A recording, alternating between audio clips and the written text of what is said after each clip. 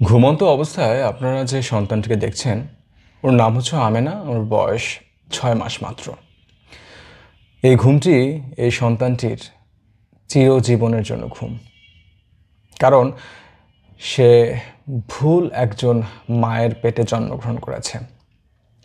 আমেনার মায়ের নাম হচ্ছে ফাতেমা। ফাতেমার স্বামী মানে এই সন্তান আমেনার যে বাবা, সে হচ্ছে গ্রিলের কাজ করে, যার কারণে বেশিরভাগ সময় তাকে ঘরের বাইরে থাকতে হয়। তো সেই সুযোগে ফাতেমা তার এক পুরনো কলিগ, মানে তার একই সাথে গার্মেন্টসে কাজ করতো, সেই গার্মেন্টসের ছেলেটার নাম হচ্ছে জাফর। জাফরের সাথে একটা প্রেমের সম্পর্ক গড়ে ওঠে।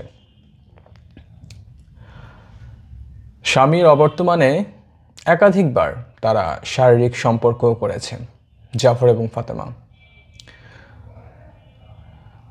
5 তারিখ মানে 5 ডিসেম্বর জাফর যখন ফাতেমার সাথে শারীরিক সম্পর্ক করতে আসে রাত 8টার দিকে, তখন এই যে 6 মাস বয়সী যে সন্তানটি রয়েছে আমেনা, সে অনেক কান্নাকাটি করে।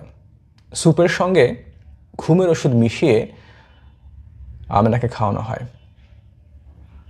এরপর দেয়া হয় বালিশ চাপা, তারপর গলায় রশি পেঁচিয়ে মৃত্যু নিশ্চিত করে। তারপর কিছু কাপড়ে মুড়িয়ে ছোট্ট আমেনার মরদেহটা একটা ব্যাগে ভরে দিয়াবাড়ির যে মেট্রো রেল আছে সেখানে একটা পিলারের নিচে ফেলে আসে। পুলিশ তৎপরভাবে যখন এই মরদেহটি পায় তখন তারা ছায়া তদন্ত শুরু করে। তদন্তের এক পর্যায়ে জানতে পারে যে সন্তানটির নাম হচ্ছে আমেনা, তার বয়স মাত্র 6 মাস এবং তার মায়ের নাম হচ্ছে ফাতেমা।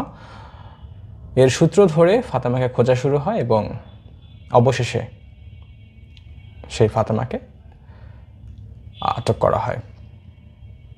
ফাতেমার দেয়া তথ্যে আটক হয় সেই ফাতেমার যে পরকীয়া প্রেমিক জাফর, সে জাফর।